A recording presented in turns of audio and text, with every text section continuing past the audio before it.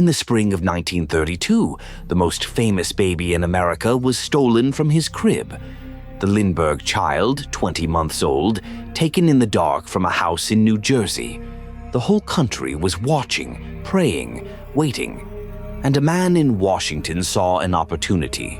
He went to Evelyn Walsh McLean. She owned the Hope Diamond. She was one of the richest women in the capital, and she wanted more than anything to help bring that baby home. He told her he had a contact, a man on the inside of the kidnapping. He said he could buy the child back quietly if she trusted him with the ransom money.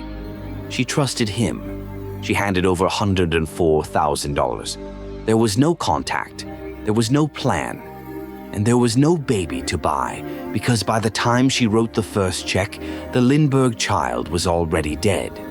The man who took her money had done this his whole life. He had forged a dead woman's will and walked out of court. He had carried a badge for the bureau that would become the FBI and sold criminals their freedom. He sold things that did not exist to people desperate enough to believe. His name was Gaston Means. This is how he did it. He was born in North Carolina on the 11th of July, 1879, on a plantation called Blackwelder's Spring near the town of Concord. Comfortable family, decent schooling, a boy who could talk to anyone. And that was the whole of his talent. Gaston Means could talk. He started out as a traveling salesman, selling textiles up and down the country, and he was good at it because selling suited him.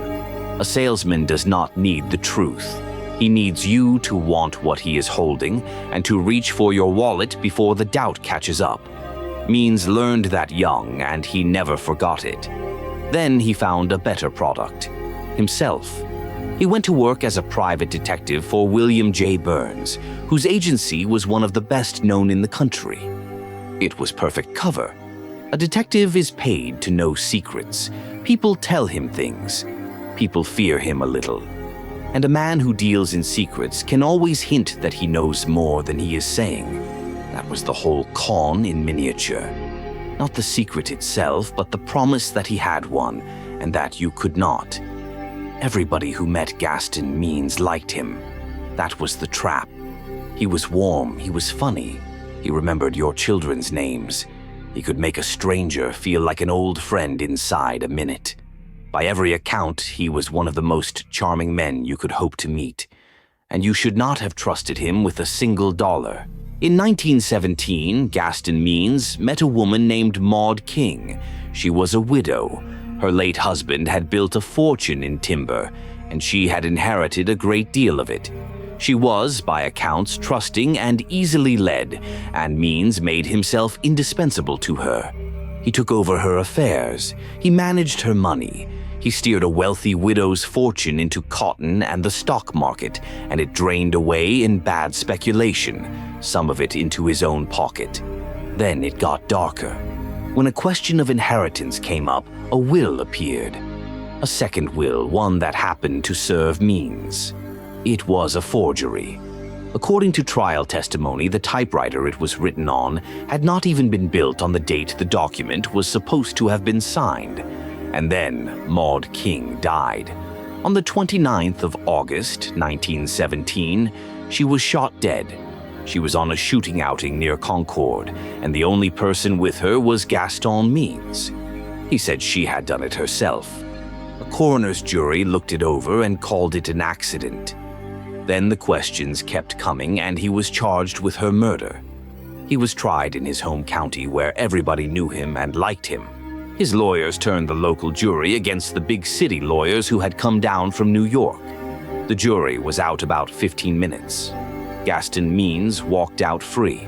Some said afterward that the jury had been bought.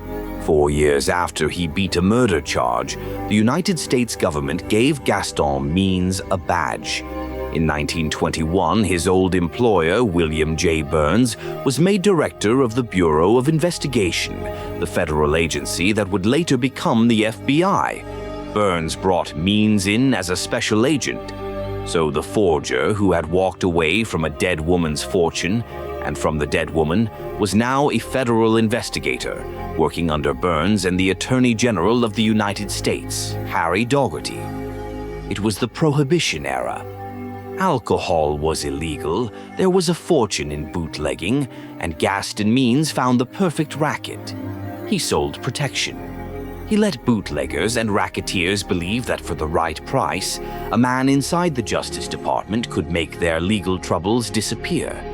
He gave the impression that he could fix federal prosecutions. He could not most of the time. It did not matter. They paid anyway. By his own wife's later account, he had collected around $50,000 in bribes by the autumn of 1922. Before long, the Bureau suspended him for exactly what everyone should have expected, taking money from the criminals he was supposed to catch. Even that did not stop him. He hung on for a while as a Treasury and Customs agent, still flashing the same kind of badge, still selling the same favors.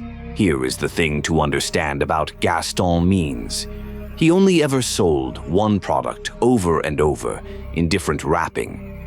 The product was secret knowledge, access to a hidden truth that only he could reach, a missing will, a network of contacts, a conspiracy at the top of the government.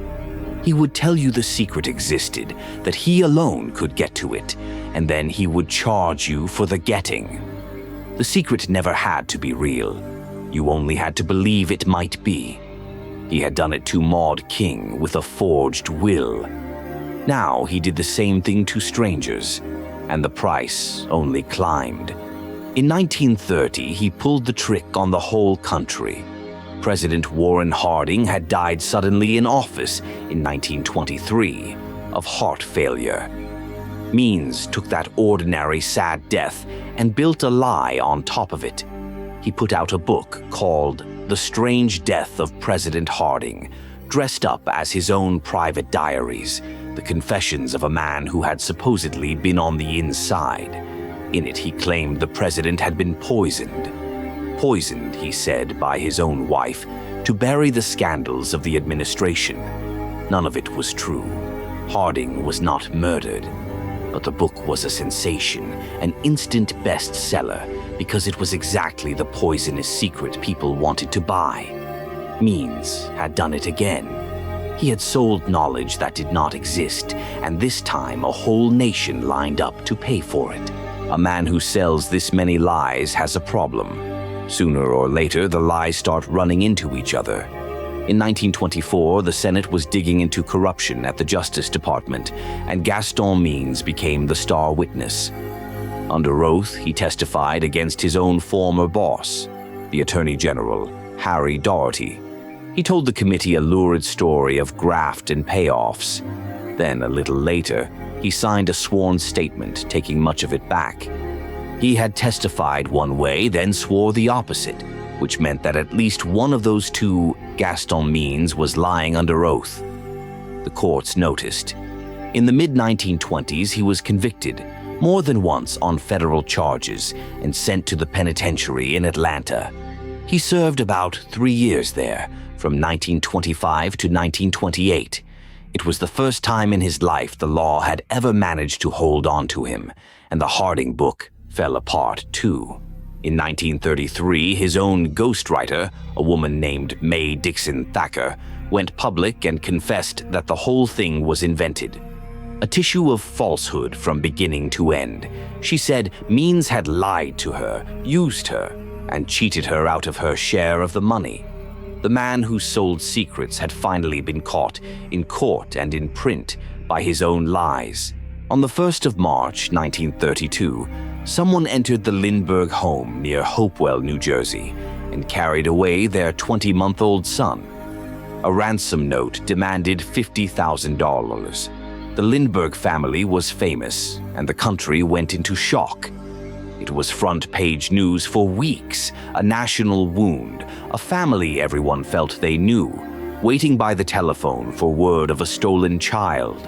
For most people, that was heartbreak. For Gaston Means, it was the biggest opening of his life. The whole country watched, and he saw a mark. He went to Evelyn Walsh McLean. She was Washington society at its grandest, heir to a mining fortune, married into the family that owned the Washington Post. She had bought the Hope Diamond years earlier for $180,000. She had money, she had a soft heart, and she wanted, more than almost anything, to help bring the Lindbergh baby home. That made her perfect. Rich enough for the numbers to be worth his while, and grieving enough not to check. Means told her in early March that he already knew about this crime. He hinted that the kidnappers had come to him weeks before they ever struck. He said he could reach them, and the woman who owned the most famous diamond in America leaned in and listened. So Means built her a story, and it was a good one. He said the kidnappers were an organized gang, and that he could deal with their leader, a shadowy figure he called the Fox. Everything ran through the Fox. Every delay, every fresh demand, every promise that the baby was safe and coming home. To make it feel real, Means gave the operation the texture of a genuine underworld deal. Mrs. McLean became number 11. The baby was referred to as the Book. There were secret meetings, one of them arranged down in Aiken, South Carolina. Then came the money. Means told her the ransom had been doubled to $100,000, and she paid it. Then he came back for more. Another $4,000, he said, for the kidnappers' expenses. She paid that too. All told, Evelyn Walsh McLean handed Gaston Means $104,000 in cash to buy back a child she had never met. And there really was a man behind the Fox. He was no kidnapper. He was Norman Whitaker, a disbarred Washington lawyer and a champion chess player brought in to play a part. When the first haul was not enough, Whitaker pushed for a second round, demanding a further $35,000, this time against the return of $49,500 and the baby. Here is what makes this the cruelest thing Gaston Means ever did. On the 12th of May, 1932, the body of the Lindbergh baby was found in the woods a few miles from his home. He had been dead since around the time he was taken, long before Means ever spoke to Evelyn Walsh McLean. So sit with the whole shape of it. There was no Fox. There was no gang waiting to negotiate. There was no arrangement, no rescue, no plan of any kind. And there was no baby to bring home, because the child had been dead the entire time. Every payment she made had bought nothing from the very first check. Means had sold a grieving woman the return of a boy who was already in the ground. The law finally caught him. In June 1932, Gaston Means was convicted of larceny after trust. Larceny after trust. He was sentenced to 15 years. The following April, another 2 years were added for a conspiracy he had run with Whitaker to squeeze still more money out of McLean. Whitaker himself was convicted of attempted extortion and was out again in 18 months. So what became of the money and the man? The money was gone. Evelyn Walsh McLean had handed over a fortune to save a child who was already dead, and she had nothing to show for it. No baby, no Fox, no honest broker. Most of what she paid never surfaced again. She lived another 15 years, into 1947, one of the wealthiest women in America, and on this one account, one of the most cruelly used. As for Gaston Means, the man who had walked out of a murder trial, out of a Senate hearing, out of one scandal after another, finally ran out of room. This time he did not get out. On the 12th of December, 1938, he died in federal custody in a prison hospital in Springfield, Missouri, after surgery on his gallbladder. He was 59 years old. Look back over the whole life and you will not find one thing he actually delivered. Not a forged will that held up. Not a secret worth its price. Not a rescue, not a single honest fact. He took money from a trusting widow, from bootleggers, from readers across the country, and from a mother waiting for a stolen child. Every one of them paid for something that was never there.